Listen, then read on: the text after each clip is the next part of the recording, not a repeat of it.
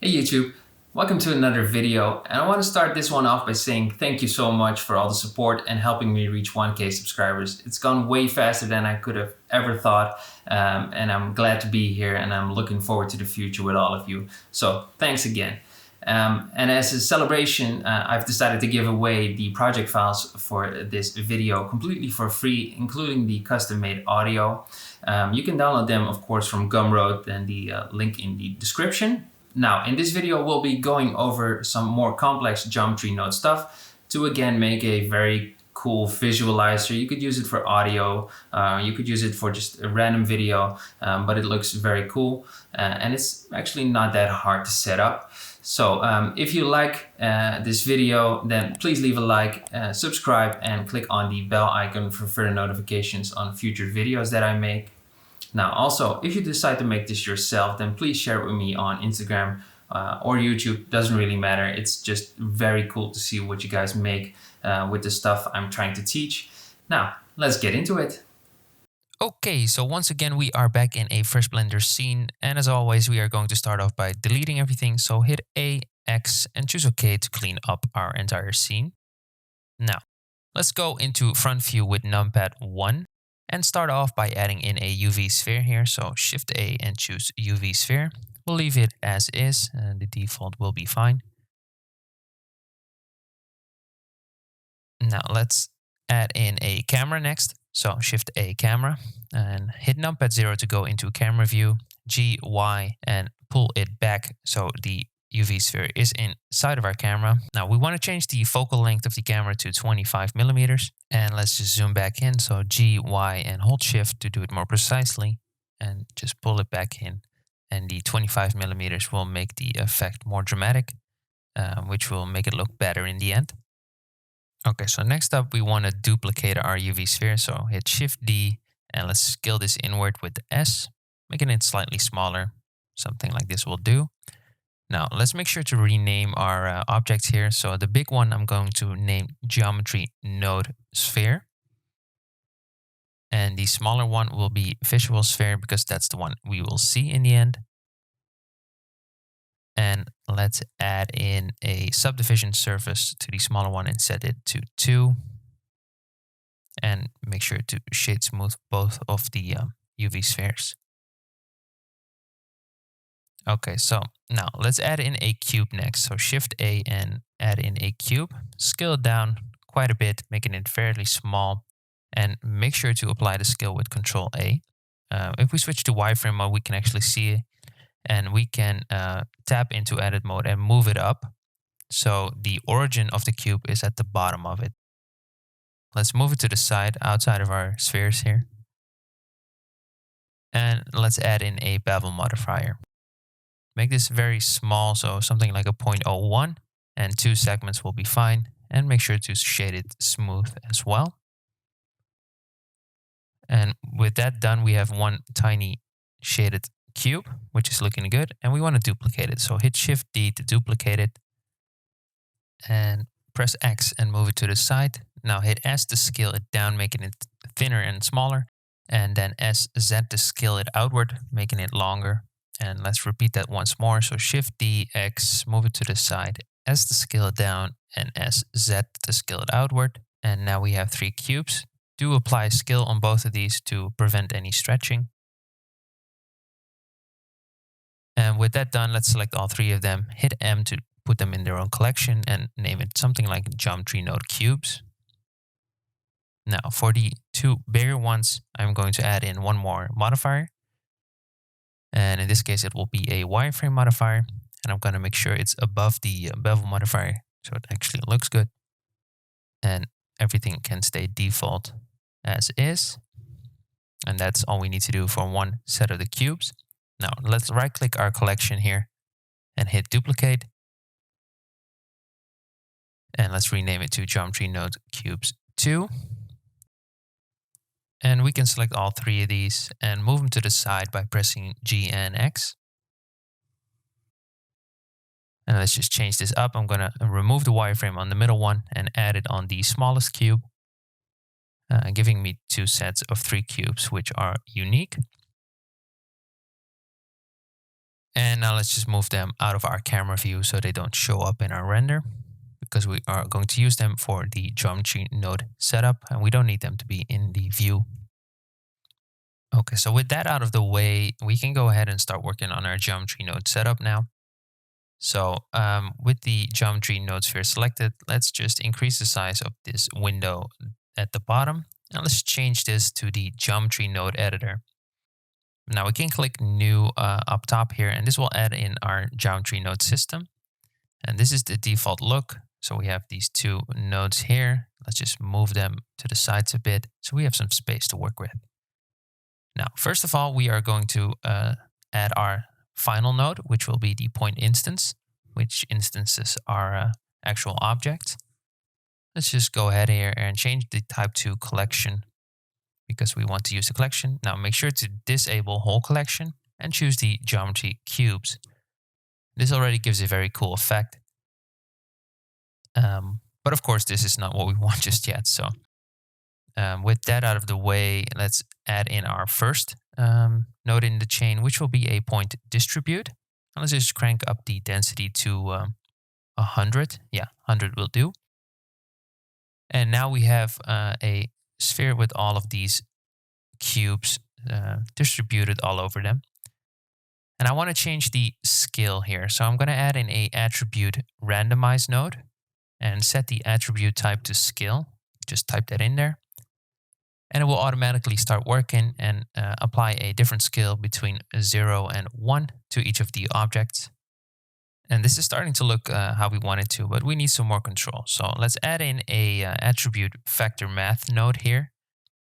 Plug it in between, and let's change some type. So change the type B to vector, and the type A can stay at attribute. Now, to actually use an object for the scale here, we need an object info node. So add in our object info node, and it will become clear later how this works. So for now, just leave it at that. And for the type A, let's type in position because we want the position of our points. And for the result, we will be using the distance because we want to calculate the distance from the point to our object.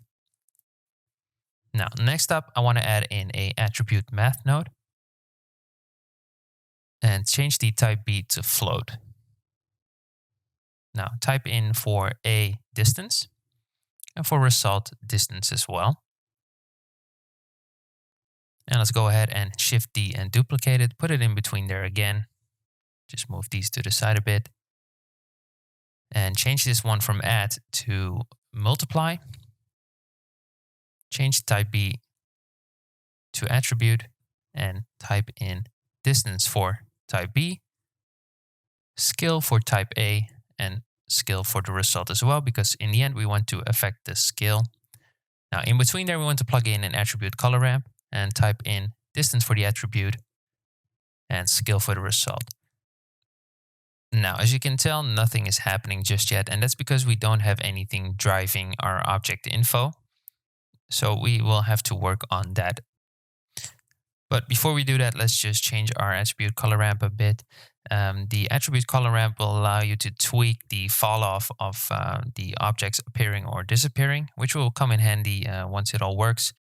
Now I'm just going to set mine to ease and change the black and white values and make it look sort of like this because this works good for me. However, do feel free to tweak yours. Now, I want to join geometry node here. So Shift A, join geometry, and let's plug it in the end there. And let's go ahead and start off by joining this together with another set of these nodes. So select all of these except for the join geometry nodes and hit Shift D and put them down here. Just gonna make sure this looks better a bit, and plug in the first one there and the last one into the join geometry nodes as well. And make sure to change this from GeoNode Cubes 1 to GeoNode Cubes 2. And that will be all we have to set up for now. And let's just go ahead now and work on the object info here. So we actually have something to drive the look of it. So let's change this back to the timeline window, make it smaller so we have some space to work with again.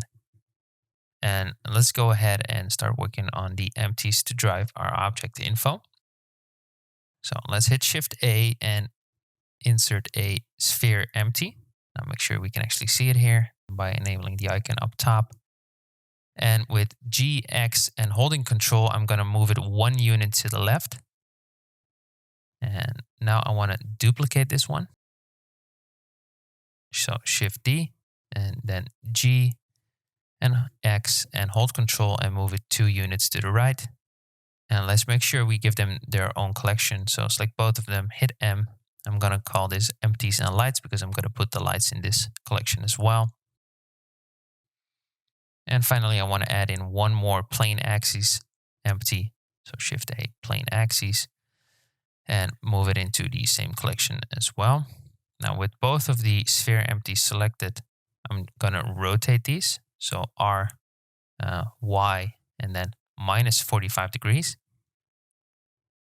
Give them a 45-degree angle like so. And now select the third empty, the plane axis empty, and hit Control P and choose Parent. So now when we select the plane axis empty and we rotate that one, the other ones automatically follow along. And that's what we want because we are going to animate the plane axis. So on the first keyframe, make sure to hit I and choose rotation. Let's go ahead here and in our object data info, let's delete the Y keyframe. So right click and clear single keyframe. Let's change the length of our animation to 150 frames and the frame rate to 30 FPS.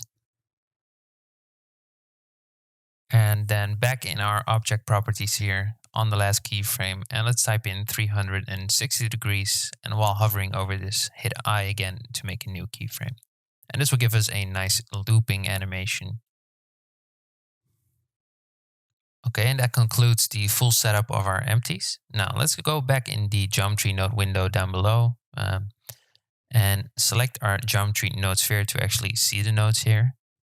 If that still doesn't work, by the way, make sure that you go into the modifiers tab and have the geometry node modifier selected, else it doesn't show up.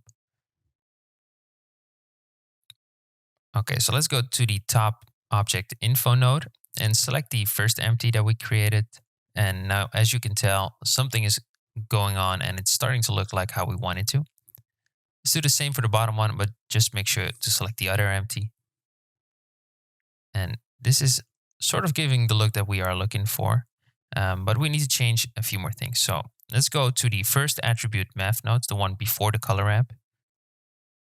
Zoom in a bit here and change the type from add to divide and change the B number to something like a 1.2 or something else, whatever your preference is, by the way, but I'm going for a 1.2. No, actually, I'm going for 1.3 here. I think it looks slightly better. So 1.3 on both of these. And of course, you can change this number or change the color ramp to get a different look.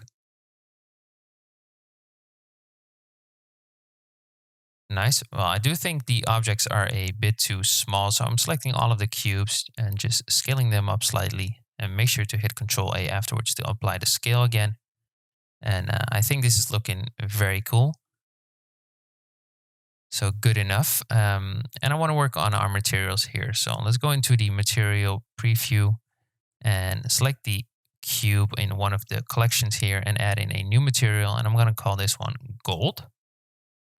Now let's open up the shading window and change the metallic value for this material to 1. Change the roughness to a 0.15, so make it very reflective. And I'm going to change the color to a orange, yellowish, slightly darker color to get a good gold look. If you find it hard to see, you can open the preview window on the right side here to actually see your material better. But I think this is a very good gold material for this occasion. So I'm just going to add it to the other cubes in the same collection, making the entire side on that part gold. And now let's do the same on the other side, but with a different material. So with the cube selected here, add in a new material. I'm going to call this one emitter. And very simple, I'm just going to change the emission to a blue color. So first to white there on the right side, and then choose the color blue like so. And I'm going to increase the strength to 3. And that's fine for now as well. And I'm just going to add the same emitter material to the other cubes in the collection. And now we have one gold side and one blue emission side. Now for the visual sphere, I'm going to add in a even simpler material. Just going to call this one black. Make the base color black, of course, and change the reflectiveness, so the roughness, to a 0.2. And that's all we need to do for that material. So super simple, but very effective. Now, if we go into rendered view, you will see it's looking very plain still. And that's because we need to work on materials and our world settings here. Now, I'm just going to set up my engines first. So in Eevee, I'm going to enable ambient occlusion, bloom, and screen space reflections. However, for my final render, I will be using cycles. So I'm going to change this to cycles, but do feel free to use Eevee. So I'm changing this to cycles, GPU compute. I want some denoising in there. So optics for both of these because I have an NVIDIA graphics card. And I'm going to change the samples to 512 and 128. And I'm going to go into color management and change the look from filmic to standard because I think the color fits better for this specific occasion. And I wanted some medium contrast in there. All right, so now let's go into our world properties here and just change the color from gray to black. And everything will disappear, of course, because there's no lights except for the emissive material. But that's fine. We can work on that now. So I'm going to add in a area light. So with Shift A and choose light area light. And I'm going to move this one up. So G, Z, and move it up like so. And I'm going to give it a strength or power of 25 watts. And I want it to be a circle instead of a square because I want the reflection in the visual sphere to be round. Now let's just duplicate this one. So with Shift D, move it to the side there, still in camera view, by the way. So we have the front view angle, so it's nice and easy. Make sure to put both of these in their proper collection. So the lights and empties collection, and rotate this one. So just hit R and it will rotate nicely. And make sure it shines on the orb. On the other side, let's do the same. So R, Y, and just flip it on the Y axis. Make it look so. Now I'm going to increase the size of these. So I'm going to make the left one 2 meters, the top one. I'm going to go for 1.5, 2 meters is too big. And the right one, I want that 2 meters as well.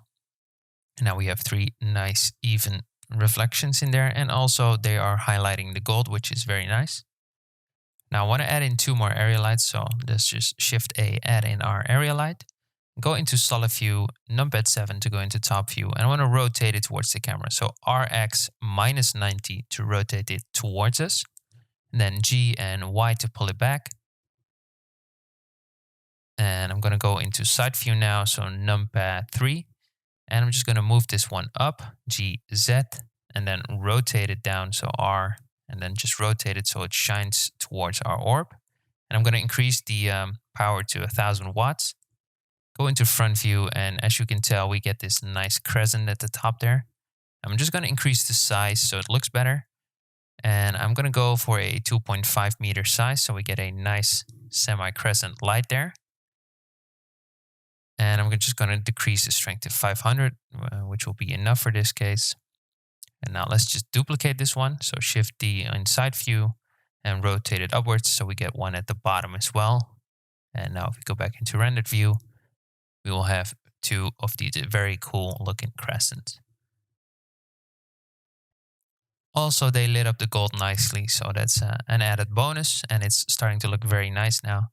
I'm going to switch back to Eevee just to show you that this works just as well in Eevee, but in my case, I just like the reflections better in cycles.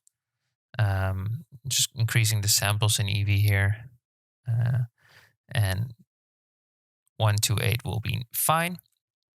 Now I have ambient occlusion and bloom, of course. Make sure screen space reflections is on, because else you don't get any reflections in the visual sphere at all. You can add motion blur if you like, but in my case I chose not to.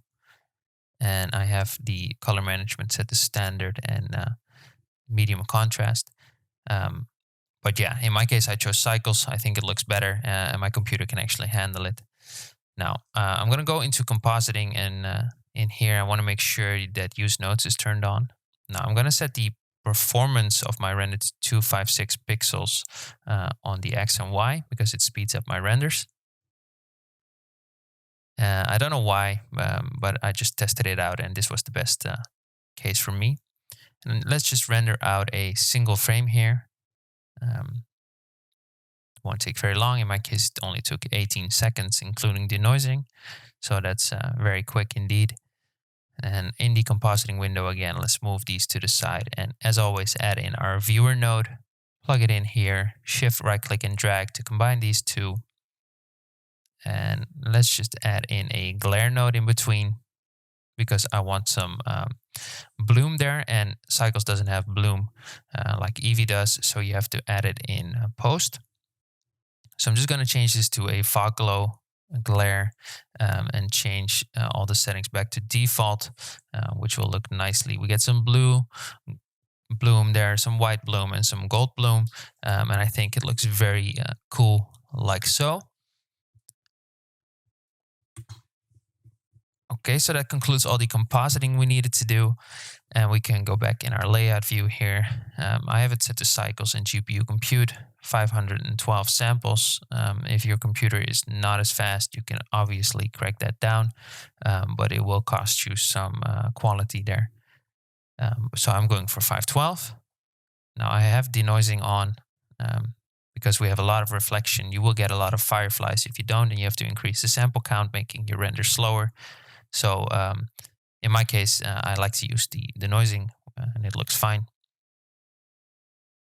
Now, as I said, the performance is 256 pixels for me, but do test it out on your computer. It really does depend on the specs of your computer. Now, for the render properties, I've set it to full HD, as always. Set it to 150 in frames, FPS at 30, and I have a save location, but do choose yours. Change the output type to FFmpeg video. Go into encoding and change the container to MP4 and the quality to perceptually lossless. Now, in the video, you heard some audio, and I created some custom audio, which will be given to you for free. And if you want to add that, then do enable audio here. So set it to AAC, which is the best. And if you want to add it into your render, just go into the video editing window and just drag it in there. So wherever you have it saved, in my case, I have it over here, and just drag it in there. And now if you render it out, you will actually get the animation, including the audio, once again, which is free for everyone. Now we can go ahead and click on render animation. Okay, so that brings us to the end result. I hope you enjoyed this video, and thank you so much for watching. And if you liked it, then please leave a like, comment, and subscribe. It helps me out a lot. I want to point out that the project files for this video are available on Gumroad entirely for free as a giveaway for reaching 1K subscribers. So thank you all again for all the support and all the love you've given me so far. And I look forward to growing with all of you as a channel. If you decide to make this yourself, then share with me on Instagram or YouTube, doesn't really matter. It's always super cool to see. And I hope to see you in the next one.